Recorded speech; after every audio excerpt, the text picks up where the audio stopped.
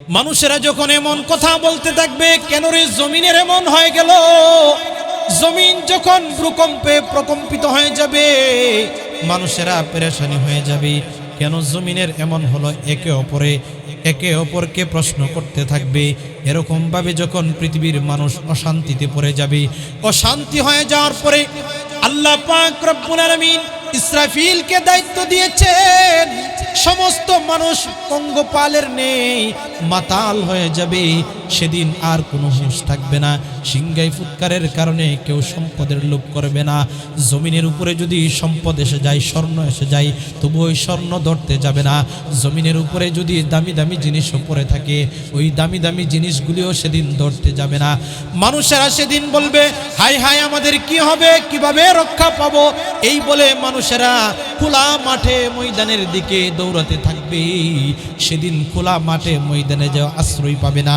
সেদিন খোলা মাঠে ময়দানেও সেদিন সাপ বিচ্ছু পড়ে যাবে। মানুষেরা এরকম পেরেশানির মধ্যে পড়ে যাবে। আল্লাহু আকবার। মহান রব্বুল আলামিন এই পৃথিবীর জমিন থেকে আমাদেরকে যেদিন নিয়ে যাবেন, সেদিন যদি আমরা আমাদের সাথে কোনো নেক আমল না নিতে পারি, তাহলে আমাদের উপায়টা কি হবে একটু চিন্তা করে দেখেন। আমি আপনাদের সামনে দুইটা সবক দিয়ে যাব আজকে।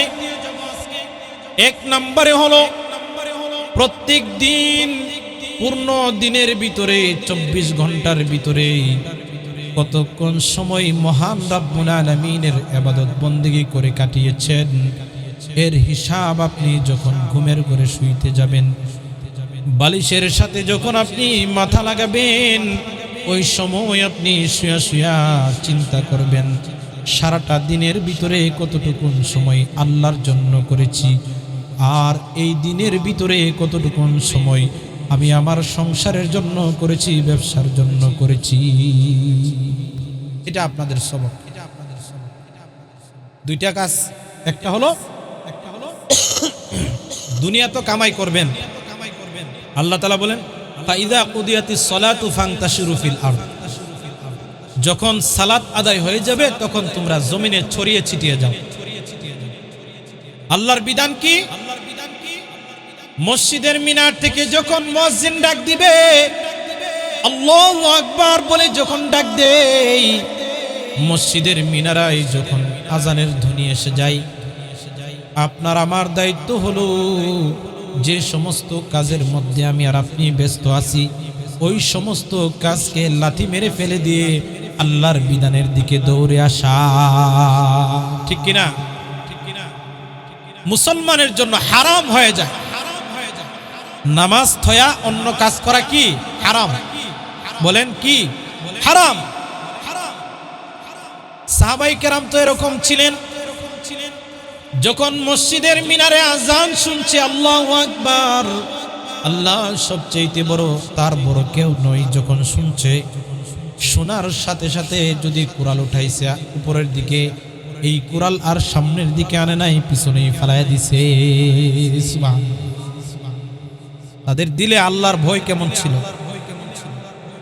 আমার আপনার দিলে আল্লাহর ভয় কেমন আছে? মুসলমান ভাইরানি আমার, যে আল্লাহ পাক রব্বুল আলামিন এই পৃথিবীর জমিনে আমাদেরকে প্রেরণ করেছেন, সেই রব্বে কারীম কিন্তু আমাদেরকে দুনিয়া থেকে নিয়ে যাবেন। দুনিয়ায় কিন্তু আমাদের পূর্বপুরুষ যারা ছিল তারা কিন্তু এখন নাই, আছে নাকি? তারা দুনিয়া ছেড়ে কবরস্থ হয়ে গেছে। একটা দিন সময় আসবে আমরাও কিন্তু এই দুনিয়ায় থাকতে পারবো না। আল্লাহ পাক রব্বুল আলামিন এই পৃথিবীর জমিনে আমাদেরকে অতি অল্প সময়ের জন্য পাঠিয়েছেন। দুনিয়ায় কিন্তু আমরা চিরকাল থাকতে পারবো না। অতএব যেহেতু দুনিয়ায় থাকতে পারবো না, আল্লাহ পাক রব্বুল আলামিনকে দুনিয়াতে থাকা অবস্থায় সন্তুষ্ট করাইতে হবে। আল্লাহকে সন্তুষ্ট করাইতে হবে কি হবে না? যাই হোক, আমি যে সূরা পাঠ করেছি, এই সূরাটা কোন কারণে, কিভাবে, কোন প্রেক্ষাপটে নাজিল হয়েছে একটু ব্যাখ্যা করি আপনাদের সামনে। তাফসীরে রূহুল মানিতে এসেছে, তাফসীর ইবনে কাসিরের মধ্যে এসেছে, প্যার নবী সাল্লাল্লাহু আলাইহি সাল্লামের একখানা হাদিস উল্লেখ করে দিয়ে বলেন, আব্দুল্লাহ ইবনে আমর রাদিয়াল্লাহু আনহু ওনার কাছে একজন জৈনক সাহাবী এসে বলল, ইয়া রাসূলুল্লাহ, ইয়া হাবিবাল্লাহ, আমাকে একটু মেহেরবানি করে আল্লাহর কালাম যে তেলাওয়াত করি, এই তেলাওয়াত কিভাবে সহজভাবে করতে পারবো, একটু মেহেরবানি করে বলে দেন। যখন এই কথা বললেন, এই কথা বলার পর জৈনক ব্যক্তিকে আল্লাহর রাসূল সাল্লাল্লাহু আলাইহি ওয়াসাল্লাম, প্যার নবী সাল্লাল্লাহু আলাইহি সাল্লাম বলেন, ও জৈনক ব্যক্তি, শুনিয়া রাখো, তুমি যদি আল্লাহর কালাম তেলাওয়াত করো, তাহলে ওই কালামের মধ্যে যেই সূরার শুরুতে আলিফ লাম রা আছে, এই সূরাগুলি তুমি তেলাওয়াত করবা। সুবহানাল্লাহ। আলিফ লাম রা, আলিফ লাম রা যে সূরাগুলি আছে, এই সূরাগুলি তুমি তেলাওয়াত করবা। আল্লাহ পাক রব্বুল আলামিন তোমার এই তেলাওয়াতকে কবুল করবেন। বলে এই সূরাগুলি তুমি পড়ার সময় খুব মনোযোগের সাথে তেলাওয়াত করবা। খুব মনোযোগের সাথে যখন তেলাওয়াত করবা, আল্লাহ তাআলার সাথে তোমার সম্পর্ক বৃদ্ধি পেয়ে যাবে। সুবহানাল্লাহ।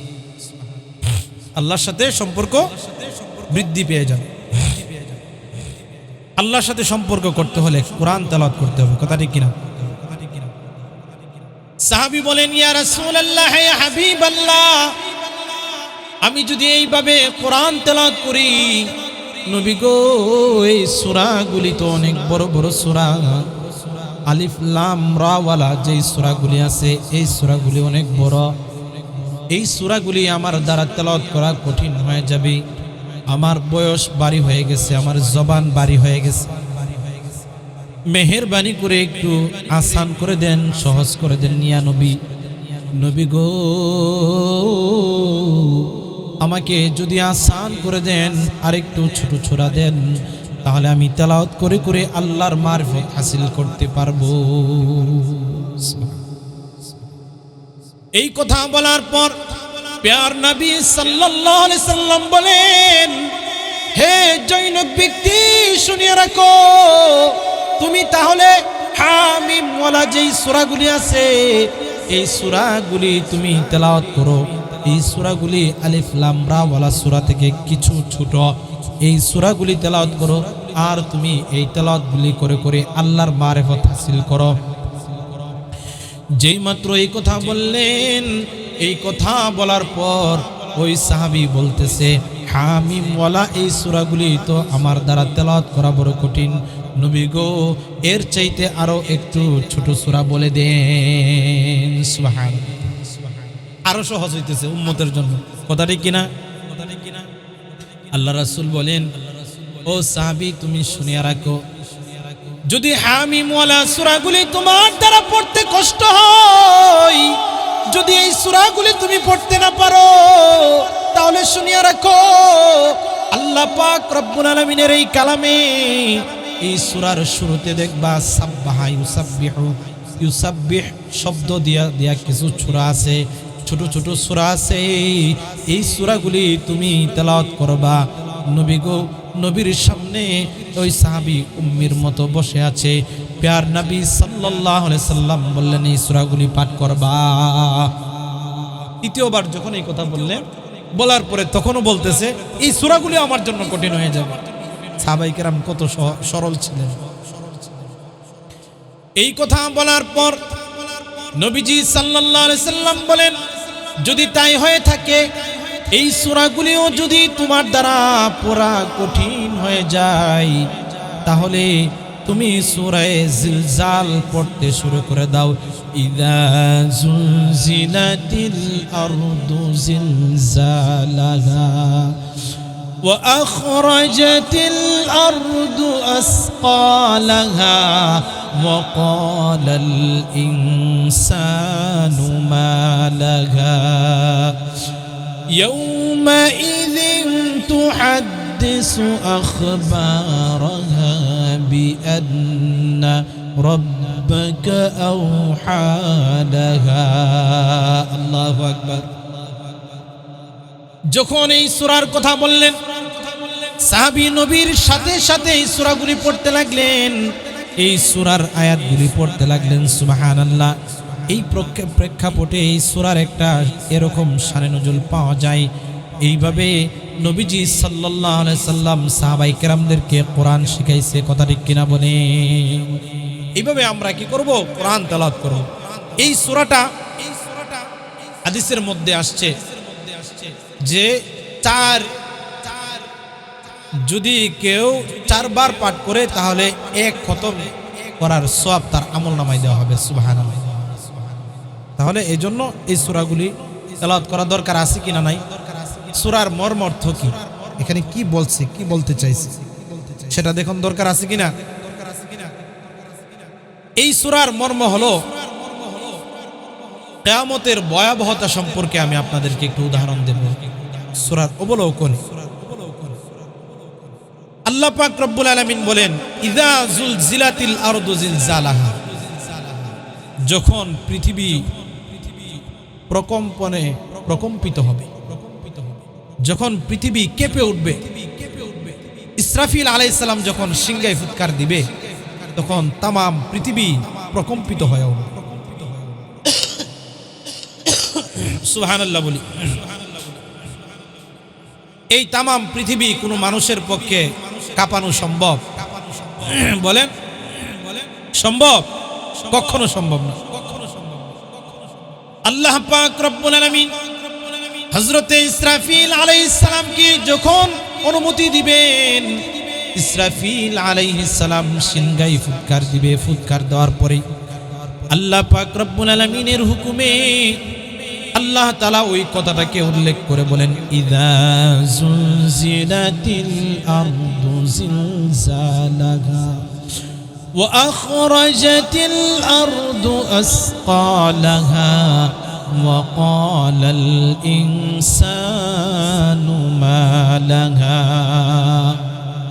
আল্লাহ পাক রব্বুল আলামিন যখন ইসরাফিল আলাইহিস সালামকে সিংহায় ফুৎকার দেওয়ার কথা বলবেন, হুকুম দিয়ে দিবেন, তখন সঙ্গে সঙ্গে যখন হুকুম হবে, হুকুম হওয়ার পরে পৃথিবী যখন ভূকম্পে প্রকম্পিত হয়ে যাবে, কাঁপতে থাকবে।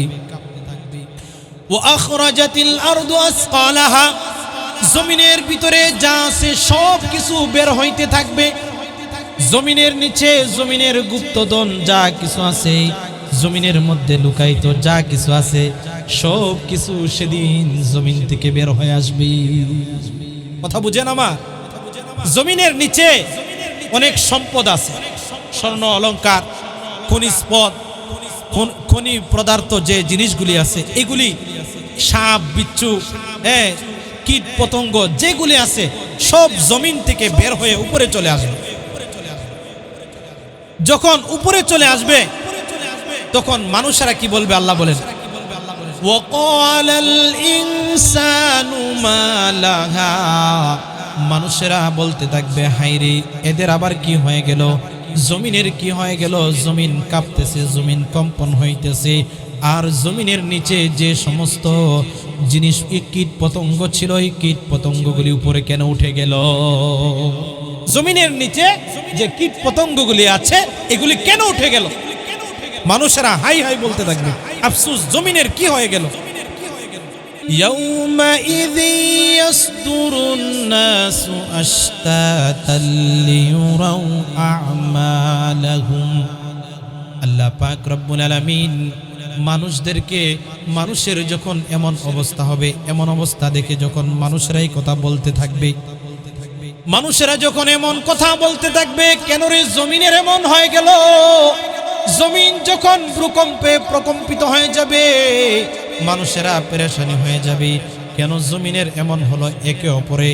একে অপরকে প্রশ্ন করতে থাকবে। এরকম ভাবে যখন পৃথিবীর মানুষ অশান্তিতে পড়ে যাবে, অশান্তি হয়ে যাওয়ার পরে আল্লাহ পাক রব্বুল আলামিন ইসরাফিলকে দায়িত্ব দিয়েছেন, সমস্ত মানুষ পঙ্গপালের নেই মাতাল হয়ে যাবে, সেদিন আর কোনো হুঁশ থাকবে না। সিংগাই ফুৎকারের কারণে কেউ সম্পদের লোভ করবে না। জমিনের উপরে যদি সম্পদ এসে যায়, স্বর্ণ এসে যায়, তবু ওই স্বর্ণ ধরতে যাবে না। জমিনের উপরে যদি দামি দামি জিনিসও পড়ে থাকে, ওই দামি দামি জিনিসগুলিও সেদিন ধরতে যাবে না। মানুষেরা সেদিন বলবে, হায় হায় আমাদের কি হবে, কিভাবে রক্ষা পাবো? এই বলে মানুষেরা খোলা মাঠে ময়দানের দিকে দৌড়াতে থাকবে। সেদিন খোলা মাঠে ময়দানে যাওয়া আশ্রয় পাবে না। সেদিন খোলা মাঠে ময়দানেও সেদিন সাপ বিচ্ছু পড়ে যাবে। মানুষেরা এরকম পেরেশানির মধ্যে পড়ে যাবে। আল্লাহু আকবার। খুব পেরেশানি হয়ে যাবে সেদিন। আল্লাহ পাক রব্বুল আলামিনের মহিমা বুঝা বড় দায়। কঠিন সেই বিচারের কার্যক্রম শুরু হয়ে যাবে। বিচারের কার্যক্রম যখন শুরু হবে না, এই কঠিন অবস্থার মধ্যে বিচারের কার্যক্রম শুরু হবে না। তো বিচারের কার্যক্রম যখন শুরু হবে না, এই কঠিন অবস্থার মধ্যে মাথার উপরে সূর্য এসে যাবে, অতি নিকটে এসে যাবে। সূর্যের তাপ যদি প্রখর চৈত্র মাসের সময়, চৈত মাস যেটাকে বলে, ওই সময় সূর্যের তাপ কিন্তু অনেক প্রচন্ড গরম হয়ে থাকে, হয় কি হয় না? ঘামের কারণে জমিনে কাজ করা যায় না, কোথাও গিয়ে শান্তি পাওয়া যায় না, এসির ভিতরেও ঠান্ডা হয় না, এরকম অবস্থা হয়ে যায়। আমাদের জিলানি ভাই তো সবসময় এসিতে থাকে, তো এরকম এসিতেও শান্তি পাওয়া যায় না, প্রচন্ড গরম হয়ে যায়। এমন গরম যখন হয়ে যাবে, মাথার উপরে যখন সূর্য এসে যাবে, তখন মানুষের ঘামের কারণে হাসরের ময়দানে পানি উঠতে উঠতে উঠতে মানুষগুলো সাঁতার কাটতে থাকবে। কেমন ভয়াবহ অবস্থা হবে। মানুষেরা পেরেশানি হয়ে যাবে, সেদিন কান্নাকাটি করতে থাকবে, মাবুদ বিচারের কার্যক্রম শুরু করো। এরকম ভাবে মানুষেরা চিৎকার মেরে মেরে মানুষদেরকে বলবে, একজন অপরজনকে বলতে থাকবে, কেন বিচারের কার্যক্রম শুরু করা হয় না? বিচারের কার্যক্রম শুরু করা হোক। পেরেশানিগ্রস্ত হয়ে যাবে। আল্লাহ পাক রব্বুল আলামিন মানুষদেরকে সেদিন অবস্থানরত দেখবেন, কিন্তু আল্লাহ তাআলা বিচারের কার্যক্রম শুরু করবেন না। মানুষেরা, মানুষের চোখের পানি, মুখের পানি, মানুষের শরীরের পানি, ঘামের কারণে এমন পর্যায়ে মানুষেরা সাঁতার কাটতে থাকবে। সাঁতার কাটতে কাটতে এক পর্যায়ে নাক পর্যন্ত যখন পানি এসে যাবে, এরপরে যখন পেরেশানি হয়, সকলে বলবে কোথায় যাওয়া যায়, সকলেই পঙ্গপালের নেই ছুটবে। সেদিন চলে যাবে হযরতে আদম আলাইহিস সালামের কাছে। আদম আলাইহিস সালামের কাছে যায় বলবে, ওগো আদম নবী, আপনি আমাদের আদি পিতা, মেহেরবানি করে আমাদেরকে একটু সুপারিশ করুন আল্লাহর দরবারে। আল্লাহ পাক রব্বুল আলামিন আমাদের বিচারের কার্যক্রম শুরু করো, মেহেরবানি করে বলুন। আল্লাহ পাক রব্বুল আলামিন যেন হাসরের ময়দানের এই কঠিন অবস্থাকে স্তম্ভিত করে দিয়ে, স্তব্ধ করে দিয়ে যেন বিচারের কার্যক্রম শুরু করে। এইভাবে বছরের পর বছর চলে যাবে, বছরের পর বছর চলে যাবে। মানুষেরা এক পর্যায়ে বলতে থাকবে, কেন বিচারের কার্যক্রম শুরু করে না? আল্লাহ যদি আমাদেরকে জান্নাতে দেয় এত খুশি, আল্লাহ যদি জাহান্নামে পাঠায় এত আমরা খুশি। এরকম পেরেশানি হয়ে যাবে, কঠিন অবস্থা হয়ে যাবে। কঠিন অবস্থার মধ্যে যখন এই অবস্থায় মানুষেরা চোখের পানিও সেদিন কোনো কাজে আসবে না, আদম আলাইহিস সালামের কাছে যা বলবে, আপনি আমাদের আদি পিতা, মেহেরবানি করে আপনি আমাদেরকে একটু সহযোগিতা করুন। আপনি যদি আল্লাহ পাক রব্বুল আলামিন যে বিচারের কার্যক্রম যদি শুরু করে, তাহলে আমাদের জন্য অনেক আসান হয়ে যাবে। আমরা তো খুবই পেরেশানিগ্রস্ত হয়ে আছি। এইভাবে যখন মানুষেরা কান্না করবে, আল্লাহ পাক রব্বুল আলামিন বিচারের কার্যক্রম শুরু করবেন না। আদম আলাইহিস সালাম বলবে, আল্লাহ পাক রব্বুল আলামিন আমাকে বলেছিল, মানুষদেরকে বলবে, আল্লাহ তাআলা আমাকে বলেছিল, লা তাকরাবা হাযিহিশ শাজারাতা ফাতাকুনা মিনাজ জালিমিন। আল্লাহ পাক আমাকে বলেছিলেন, হে আদম, এই গাছের কাছে যেও না, গাছের কাছেও যেও না, এই গন্ধম ফলও তুমি খেও না। এই কথা বলছিলেন। আমি তো আল্লাহর হুকুমটাকে পূর্ণাঙ্গভাবে মানতে পারি নাই, এই জন্য আমার সাহস হয় না। আল্লাহ আমার তওবা কবুল করেছেন, আল্লাহ আমাকে মাফ করেছেন, কিন্তু আমার দ্বারা সাহস নয়, আল্লাহ যে পরিমাণ রাগান্বিত হয়ে আছে, এই রাগান্বিত অবস্থায় আমার দ্বারা সেখানে যাওয়া সম্ভব না। কঠিন থেকে কঠিন অবস্থা, আদম আলাইহিস সালাম বলবে আমার দ্বারা যাওয়া সম্ভব নয়। যখন আদম আলাইহিস সালাম আল্লাহর কাছে তওবা করেছিলেন, এমন ভাবে কান্না করেছিলেন, আদম আলাইহিস সালামকে যখন জান্নাত থেকে বের করে দিলেন, বের হওয়ার পর আল্লাহ পাক রব্বুল আলামিনের কাছে তো কান্নাকাটি করলেন। দুনিয়াতে এসে হযরত আদম আলাইহিস সালাম কান্না করতেছিলেন, আল্লাহ পাক রব্বুল আলামিনের কুদরতি কদমে পড়ে পড়ে কান্না করে আল্লাহ পাক রব্বুল আলামিনের কাছে কান্নাকাটি করে বলে, আয় আল্লাহ, তোমার হুকুম আমি যেভাবে মানা দরকার ছিল সেইভাবে আমি পালন করতে পারি নাই। আদম আলাইহিস সালাম কান্না করতেছিলেন, চোখের পানি ফালাইতেছিলেন, এমন ভাবে কাঁদতেছিলেন। লোকেরা বলে, হাদিসের মধ্যে আসছে, বুখারীর হাদিসের মধ্যে আসছে, সহিহ হাদিসের মধ্যে, হাদিসের কিতাবে এসেছে, আদম আলাইহিস সালাম যে পরিমাণ কান্না করেছে, পৃথিবী সৃষ্টির পর থেকে নিয়ে শেষ পর্যন্ত, কিয়ামতের আগ পর্যন্ত যত মানুষ দুনিয়াতে আসবে, সমস্ত মানুষের চোখের কান্নার পানি যদি এক পাল্লায় রাখা হয়, সমস্ত মানুষের চোখের পানি যদি একত্রিত করা হয়, তাহলে 10 ভাগ করে 1 ভাগ পানি হবে সমস্ত মানুষের চোখের পানি, আর 9 ভাগই হবে হযরত আদম আলাইহিস সালামের চোখের পানি। সুবহানাল্লাহ, চিন্তা করে দেখেন কত কান্না করছে। মাপ কি এত সহজ? হে যুবক ভাই, বলে যাই, কল্যাণদের লোকদেরকে বলে যাই, আল্লাহ পাক রব্বুল আলামিন একজন আছেন, আল্লাহ তাআলা পাকড়াও করবেন। আল্লাহ পাক রব্বুল আলামিন যেদিন পাকড়াও করবেন সেদিন কিন্তু উপায় থাকবে না। ও যুবক ভাই, এখন শরীরে শক্তি আছে, আল্লাহর নাফরমানি করতেছেন, একটু বালিশের সাথে রাতের বেলা মাথা লাগায় চিন্তা করবেন কি পরিমাণ গুনাহ করেছেন, কি পরিমাণ নেক আমল করেছেন। এইভাবে যদি চিন্তা করে দেখেন, আল্লাহ পাক রব্বুল আলামিনের জাহান্নামের আগুন বড় কঠিন থেকে কঠিন হবে। আপনি কি এগুলি সহ্য করতে পারবেন কিনা? ও দুনিয়ার মুসলমান ইমানদার, আপনাদেরকে আমি বলি, আল্লাহ পাক রব্বুল আলামিনের কাছে যদি ক্ষমা না চেয়ে বিদায় হন, আল্লাহ পাক রব্বুল আলামিন কিন্তু পাকড়াও করবেন। সেদিন কিন্তু লিমানিল মুলকুল ইয়াউম লিল্লাহিল ওয়াহিদুল কাহ্হার, সেদিন আল্লাহ পাক রব্বুল আলামিন কাহ্হার রূপ ধারণ করবেন, কঠিন থেকে কঠিন হয়ে যাবে। আল্লাহ পাক বলবেন, আছো কি এমন কোন রাজা বাদশা দুনিয়াতে যারা ছিলে, আসো আমার সামনে আসো। দুনিয়াতে যাদের সম্পদ ছিল, দুনিয়াতে যাদের ক্ষমতা ছিল, দুনিয়াতে যাদের বাহাদুরি ছিল, তারা আজকে আমার সামনে আসো, তোমাদের কি অবস্থা তোমাদেরকে দেখিয়ে দেই। আল্লাহ পাক রব্বুল আলামিনের সামনে সেদিন আর কেউ যাবে না, সেদিন কোনো উপায় থাকবে না, একমাত্র নেক আমল ছাড়া কিছুই কাজে আসবে না। আল্লাহ পাক রব্বুল আলামিন বলেন, ফামান ইয়ামাল মিসকাল যাররাতিন খায়রান ইয়ারা। আল্লাহ পাক রব্বুল আলামিন বলেন, সেদিন যে মানুষেরা দুনিয়াতে থাকা অবস্থায় যদি যাররা পরিমাণ নেক আমল করে, এই যাররা পরিমাণ নেক আমলই কিন্তু কাজে আসবে, যাররা পরিমাণ নেক আমল কিন্তু কাজে আসবে, দুনিয়া এবং আখিরাতে কাজে আসবে। যাররা পরিমাণ নেক আমল নিয়ে যদি কবরে যায়, তাহলে এই যাররা পরিমাণ আমলও কিন্তু মানুষদেরকে দেওয়া হবে। যাররা পরিমাণ বুঝেন, দেখবেন এখন তো শীতের সিজন, ঘরের ফাঁকে দিয়া, ভেন্টিলেটরের ফাঁক অথবা জানালার ফাঁক দিয়ে যদি সূর্য ঢুকলে দেখবেন সূর্যের আলোর মধ্যে ঝিলমিল ঝিলমিল করে কিছু বালুকণা উড়ে কি উড়ে না? এইটাকে বলা হয় যাররা।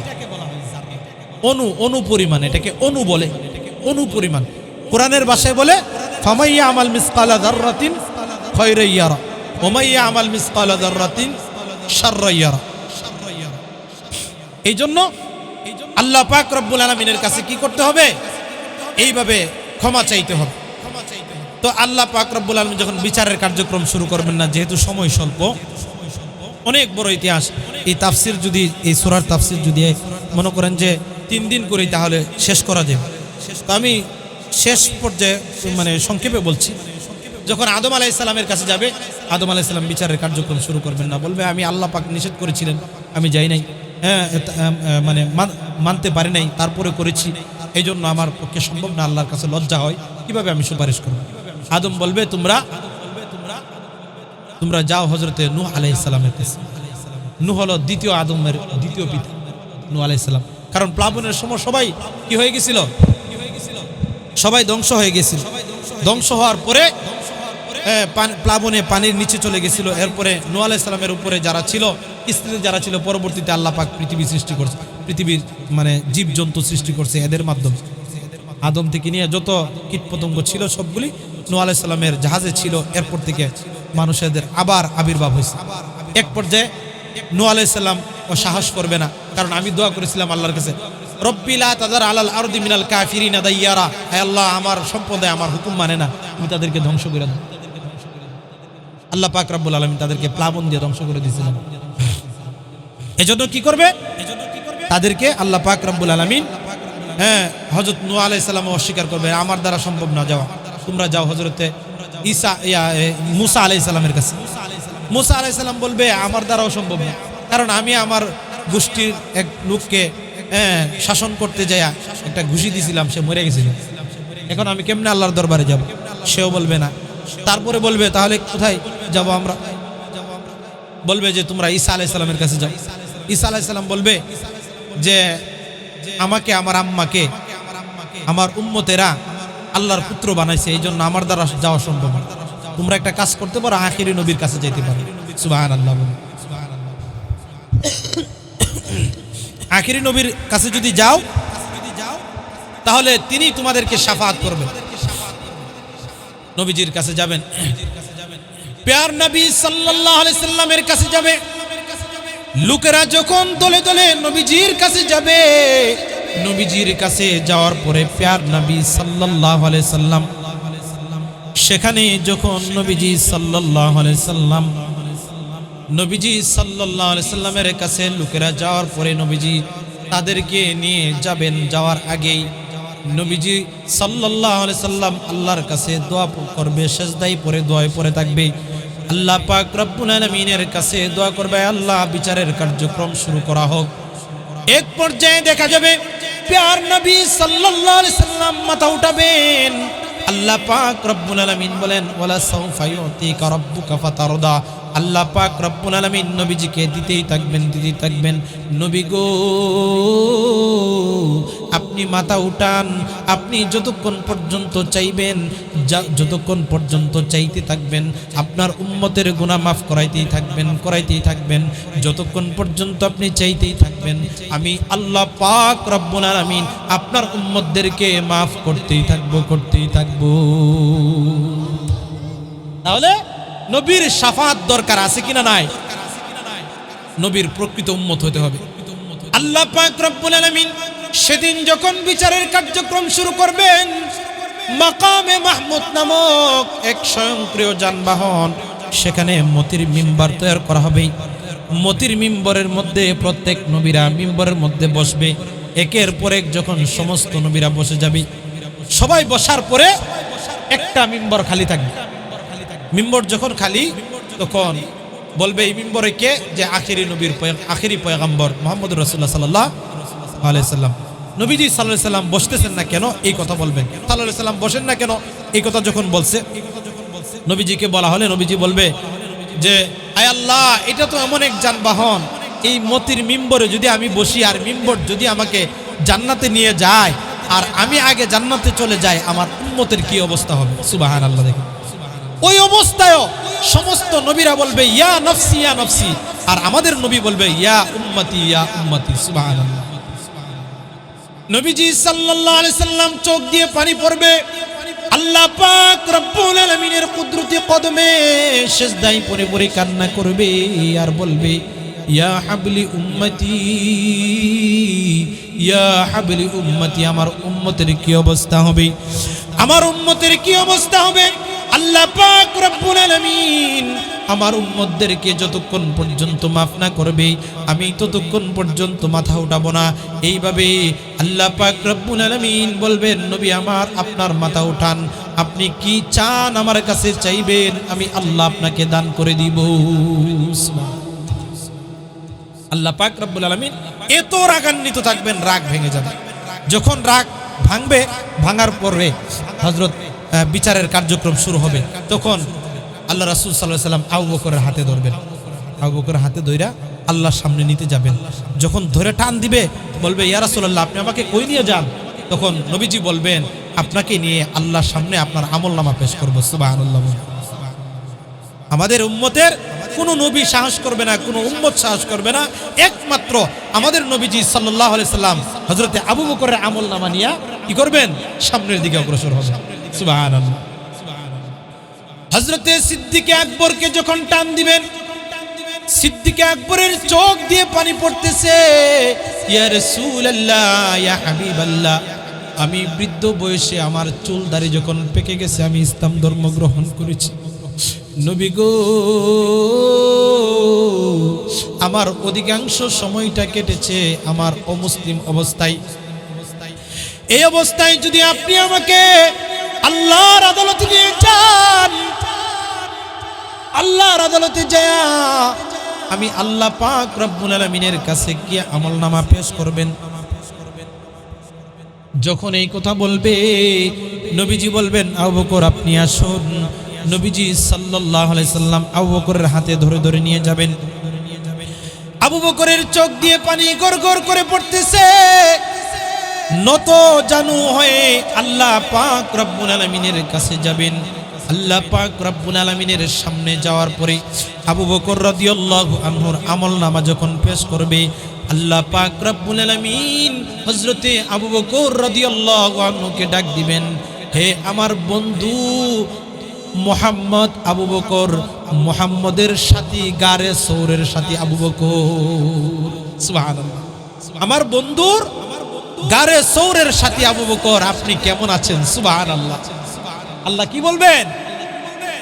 আমার বন্ধুর গারে সৌর, যে হেরা গুহায় আপনি ছিলেন, সেই গারে সৌরের সাথী আবু বকর, আপনার কি অবস্থা? সুবহানাল্লাহ।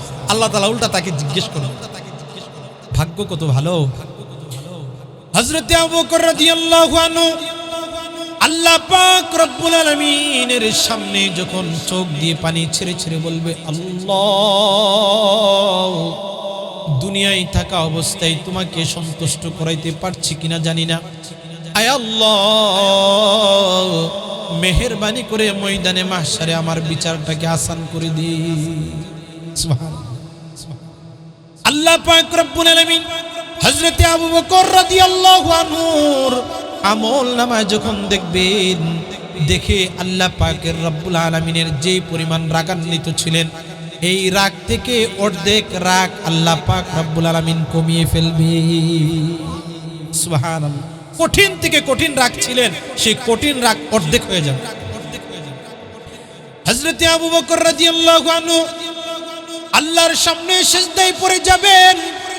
রব্বুল আলামিন, দুনিয়াতে থাকা অবস্থায় তোমাকে যেইভাবে ডাকা দরকার ছিল, আয় আল্লাহ তোমাকে যেইভাবে মানা দরকার ছিল, তোমার ইবাদত যেভাবে করা দরকার ছিল, আয় আল্লাহ মেহেরবানি করে মাওলা তুমি আমাকে ক্ষমা করিয়া দাও। সেইভাবে ডাকতে পারি নাই, তুমি কি আমার উপরে সন্তুষ্ট হইছো কিনা জানি না। রব্বুল আলামিন মেহেরবানি করে মাওলা তুমি আমাকে ক্ষমা করে দাও। আল্লাহ পাক রব্বুল আলামিন সেদিন যখন আবু বকরকে ক্ষমার ঘোষণা দিয়ে দিবেন। সুবহানাল্লাহ। এরপরে আল্লাহ পাক রব্বুল আলামিনের সামনে হযরত উমর রাদিয়াল্লাহু আনহুর আমলনামাকে পেশ করা হবে। হযরত উমর রাদিয়াল্লাহু আনহুর আমলনামা দেখে আল্লাহ পাক রব্বুল আলামিন ওই আমলনামা দেখে উমরকে দেখে আল্লাহ তাআলা সালাম করবে, উমরকে সালাম করবে। সেদিন অর্ধ জাহানের বাদশা যিনি ছিলেন, দুলির তক্তায় বসে যিনি শাসন করেছেন, তিনি রাজপ্রাসাদে বসবাস করেন নাই, এমন অবস্থা তার ছিল। এইভাবে যখন তিনি কি করবেন, কান্নাকাটি করবেন আর বলবেন, তো আল্লাহ পাক রব্বুল আলামিন হাসরের ময়দানের বিচারের কার্যক্রম শুরু করবেন। মানুষের আমলনামা নেওয়া শুরু করে দিয়েছেন।